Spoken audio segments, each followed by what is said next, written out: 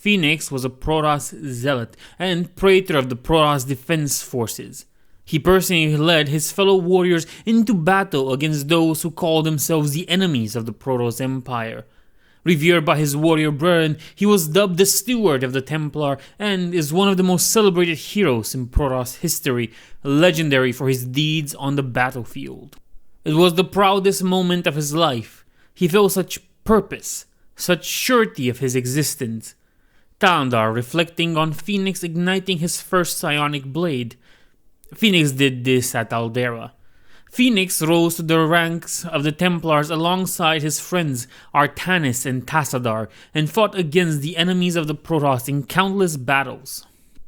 I fear no enemy, for the Kala is my strength. I fear not death, for our strength is eternal. A mantra often recited by Fenix. Fenix was once part of a legion that was ordered to rescue the last surviving brother of 4 zealots. During that operation, the entire legion was killed, except for Fenix and the target. When a disgraced executor and his legion seized the rock, Fenix was sent in to secure the facility. He subdued the terrorists before the facility was purified. When Fenix's legion was slain by mercenaries, he was captured and the mercenaries attempted to use Fenix to assassinate Judicator Alaldris. After breaking free, Fenix hunted them down one by one. During a hostage exchange on a border world, Fenix and his legion were met with an unknown alien species that divided his forces and hunted them like prey. Fenix defeated the alien in martial combat and survived its explosive suicide. Fenix was also invited by Praetor Adomis to come to the ceremony of the decommissioning of the supercarrier Antimond. However, the supercarrier was seized by Protoss rebels, and Fenix fought to prevent them from seizing the ship. In the aftermath of the Kalat intercession, Fenix and his Templar brethren were met with hostility on their return to Aiur. These tensions culminated in an incident where Templar warriors were ordered to fire on Fenix, which forced Fenix to take certain actions to defend himself. In 2497, during the celebration of Kasmas, Fenix was locked in a conclave tower that was taken over by the Nerazim rebels. After walking barefoot over shards of Caradin crystals, Fenix slew the terrorists and their warlord with their own warp blades. Fenix was deployed on the world of Danut 7, inhabited by a race called the Tagal. Fenix and Artanis led their forces against them, and although the Protoss were outnumbered 30-1, they still emerged victorious. It does seem like no army can enter Danut 7 that is protected by Protoss hands. Unless you are 40-1, then your forces will be undone. You know, Executor, although we two have marched across hundreds of worlds together, I never imagined that we would be fighting on Aiur. The Zerg are indeed worthy foes. Fenix. When the Zerg invaded Aiur, Fenix stood in defense of the province of Antioch, guarding a strategic outpost. However, his forces were nearly overwhelmed by the Zerg. Judicator Aladris sent Fenix's old comrade, the new Executor, to rescue him, and together they defeated the Zerg incursion. When Tassadar contacted Alandris with information about Zerg Cerebrates, a weak spot in their hierarchy, Fenix agreed to test the new strategy for Tassadar over Alandris' objections. The test, however, was a failure, as they had not received complete information from Tassadar. Aladris ordered a strike against the Zerg forces in the province of Sion, leaving Fenix behind with a small force to defend the outpost in Antioch. Unfortunately, during the Second Battle of Antioch, Fenix was defeated by the Zerg. Fenix was nearly ambushed by a Hydralisk. As he sought to slay his foe, his psionic blade ceased to function. More Zerg attacked him, and he was eventually overwhelmed. After the battle, Fenix's ruined body was recovered and placed into a Dragoon exoskeleton. Return to Aiur. Greetings, Executor, and greetings to you, Tassadar. I am overjoyed to see you both return home in this dark hour. The Zerg have redoubled their efforts, and it seems... Fenix, it can't be. The Executor told me of how you fell before the Zerg. How is it that you live and breathe? Haha. Well, after my unfortunate defeat, my ruined body was recovered by our brethren. I now reside within the cold, robotic shell of a dragoon. Fenix greets Tassadar upon the latter's return. When Tassadar returned to Aiur, Fenix gladly joined his rebellion against the Conclave. Tassadar was surprised to see Fenix alive and in the shell of a dragoon.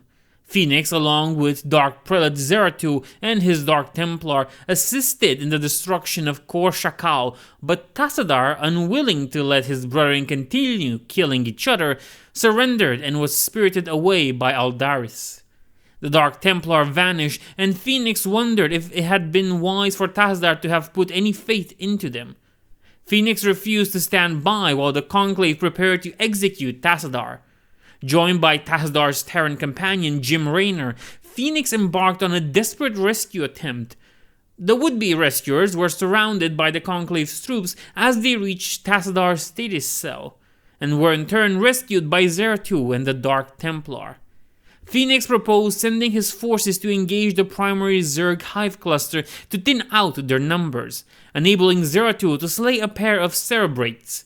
He believed the Overmind would be distracted by the attack long enough for the Protoss to assault it directly. Fenix personally joined in the attacks. The Protoss, Fenix included, moved to the weakened Zerg defenses around the Overmind. The attack was failing until Tassadar sacrificed himself to destroy the Overmind. The Brood War. Fenix's alliances. Don't like the fact that I am 368 years older than you, though your impression of me, young Raynor. I can still, how do you Terrans say it? Throw down with the best of them. Fenix.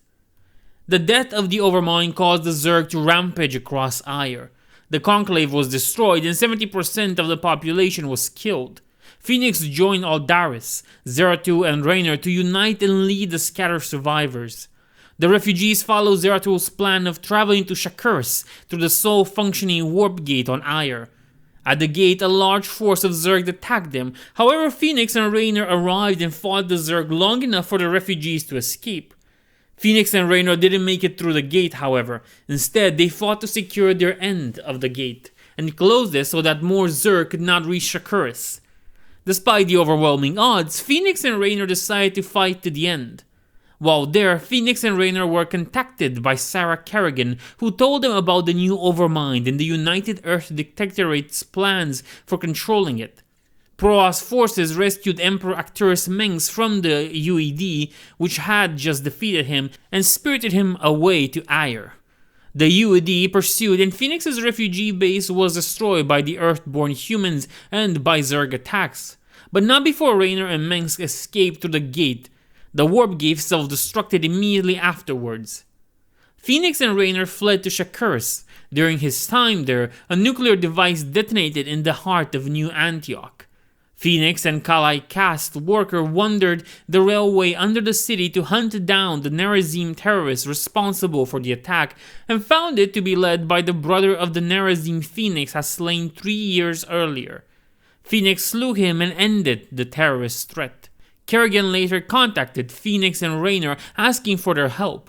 Fenix and Raynor joined on an unusual alliance with Kerrigan and Mengsk on Tersonis in order to oppose the UED, which now had control of the Overmind and numerous Zerg minions and were bolstered by their anti-Zerg weapon, the Psi Disruptor. Fenix never trusted Kerrigan, but he followed Raynor's lead.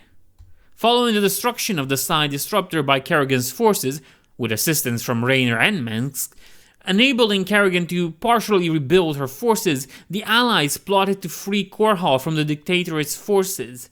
In order to do so, Kerrigan needed 10,000 units of minerals to build up her primary hive clusters, and the best place to acquire that kind of wealth was Moria, one of the largest resource nodes in the sector.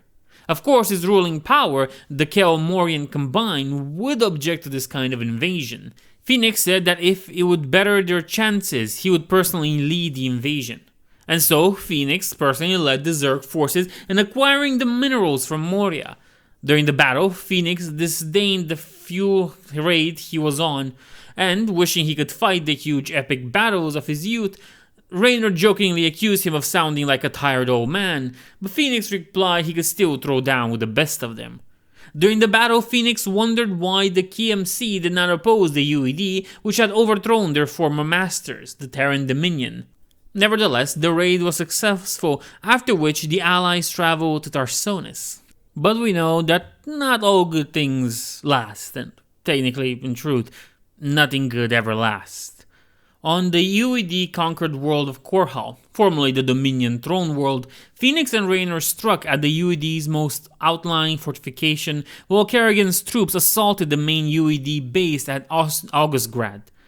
While they defeated the UED and their enslaved Zerg, Kerrigan and Samir Duran engineered a betrayal. Phoenix was not entirely surprised, prepared to face her forces in the battlefield.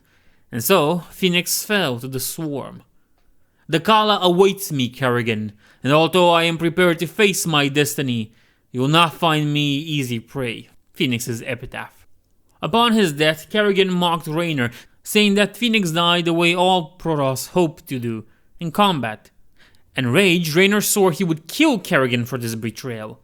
In the final battle of the Brood War, Praetor Artanis led a Protoss attack against Kerrigan, partly aimed at avenging Phoenix. The attack was unsuccessful, however. 5 years later, Phoenix's death was still a sore spot for Raynor, one that raised with Kerrigan when they reunited on Moros. By the end war, Phoenix was regarded as a legendary figure among the Dalim. Later on, during the conflict, a copy of Phoenix's consciousness was reactivated in the body of an experimental purifier and would become known as Talandar. But that's a story for another time.